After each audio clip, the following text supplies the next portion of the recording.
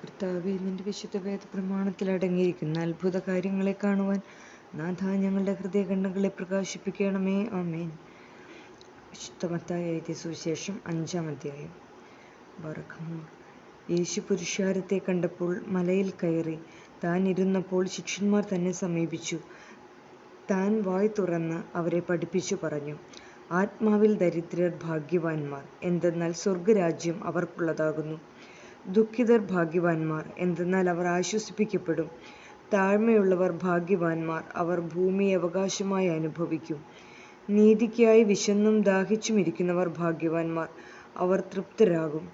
കരുണാസമാനസർ ഭാഗ്യവാന്മാർ, അവരുടെ മേൽ കരുണയുണ്ടാകും.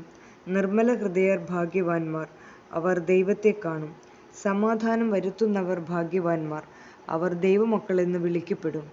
നീതിക്കായി പീഡയേൽക്കുന്നവർ ഭാഗ്യവാന്മാർ, എന്തെന്നാൽ സ്വർഗരാജ്യം അവർക്കുള്ളതാകുന്നു. മനുഷ്യർ നിങ്ങളെ നിന്ദിക്കുകയും പീഡിപ്പിക്കുകയും എന്നെ പ്രതി നിങ്ങൾക്കെതിരായി സർവ്വ ദുർവാക്കുകളും അസത്യമായി പറയുകയും ചെയ്യുമ്പോൾ നിങ്ങൾ ഭാഗ്യവാന്മാർ.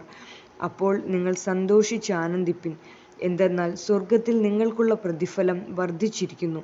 നിങ്ങൾക്ക് മുന്നുണ്ടായിരുന്ന പ്രവാചകന്മാരെയും അവർ ഇങ്ങനെ പീഡിപ്പിച്ചിട്ടുണ്ട്. നിങ്ങൾ ഭൂമിയുടെ ഉപ്പാകുന്നു. ഉപ്പ് ഉറകെട്ടു പോയാൽ അതിനെ എങ്ങനെ ഉപ്പുരസമുള്ളതാക്കും?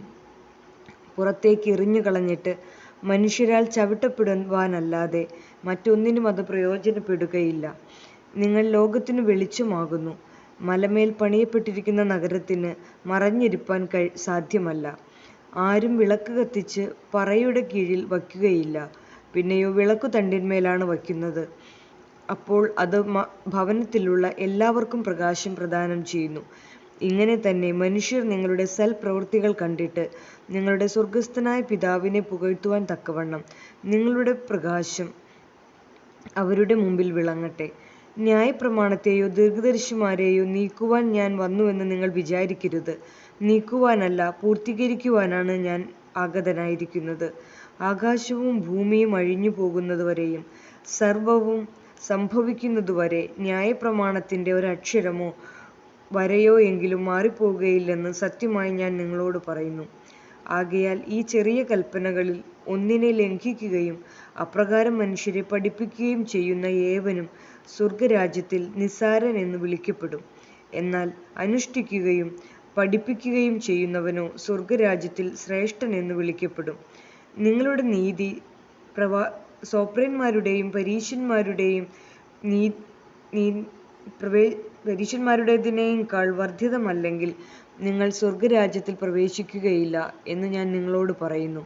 നീ കൊല ചെയ്യരുതെന്നും കൊലപാതകൻ ശിക്ഷാവിധിക്ക് അർഹനാകുന്നുവെന്നും പൂർവികരോട് പറയപ്പെട്ടിട്ടുണ്ട് എന്ന് നിങ്ങൾ കേട്ടിട്ടുണ്ടല്ലോ.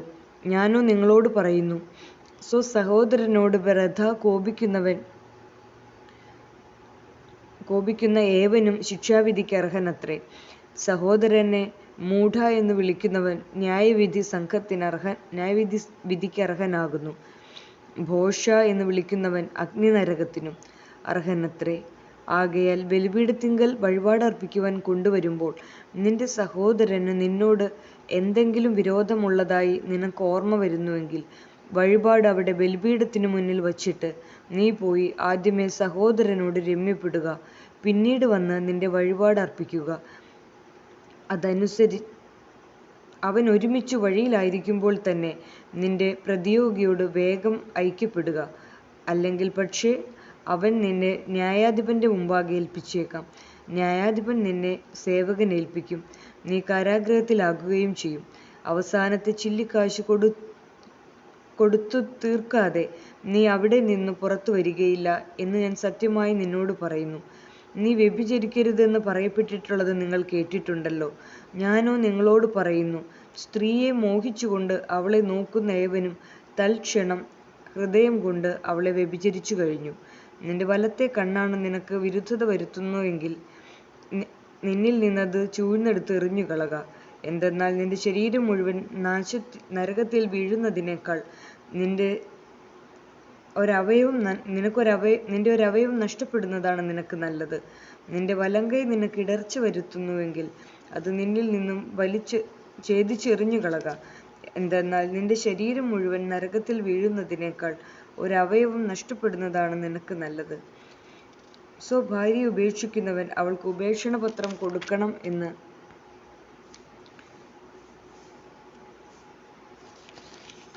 പറയപ്പെട്ടിട്ടുണ്ട്.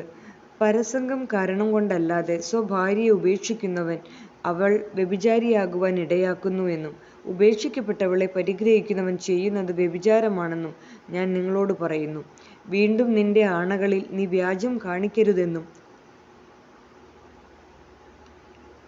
നിന്റെ ആണകൾ കർത്താവിങ്കൽ നിർവഹിക്കണമെന്നും പൂർവികരോട് പറയപ്പെട്ടിട്ടുണ്ട് എന്ന് നിങ്ങൾ കേട്ടിട്ടുണ്ടല്ലോ. എന്നാൽ ഞാനോ നിങ്ങളോട് പറയുന്നു, ആണയിടുകയേ അരുത്. സ്വർഗത്തെക്കൊണ്ടരുത്, അത് ദൈവത്തിന്റെ സിംഹാസനമാകുന്നു. ഭൂമിയെക്കൊണ്ടും അരുത്, അതവന്റെ പാദങ്ങൾക്ക് കീഴെയുള്ള പീഠമാകുന്നു.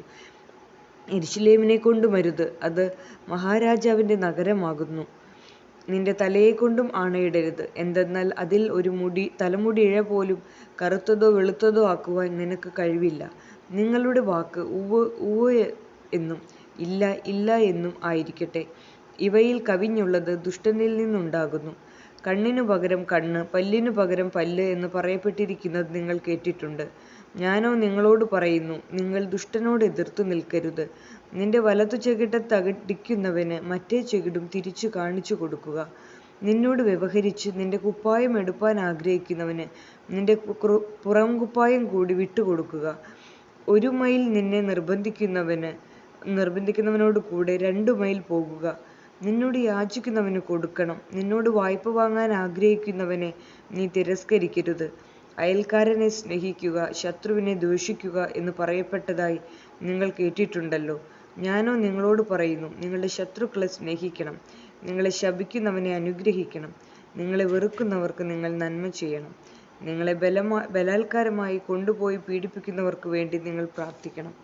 അങ്ങനെ നിങ്ങൾ നല്ലവരുടെയും ദുഷ്ടന്മാരുടെയും മേൽ തന്റെ സൂര്യനെ ഉദിപ്പിക്കുകയും നീതിമാന്മാരുടെ മേലും അനീതി ചെയ്യുന്നവരുടെ മേലും തന്റെ മഴ പെയ്യിക്കുകയും ചെയ്യുന്ന സ്വർഗസ്ഥനായ നിങ്ങളുടെ പിതാവിന്റെ പുത്രന്മാരായിത്തീരും.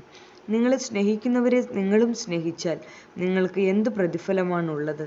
ചുങ്കക്കാരും ഇങ്ങനെ തന്നെയല്ലേ ചെയ്യുന്നത്? നിങ്ങളുടെ സഹോദരന്മാർക്ക് മാത്രം സമാധാനം ആശംസിക്കുന്നുവെങ്കിൽ നിങ്ങൾ വിശേഷാൽ എന്തു ചെയ്തു?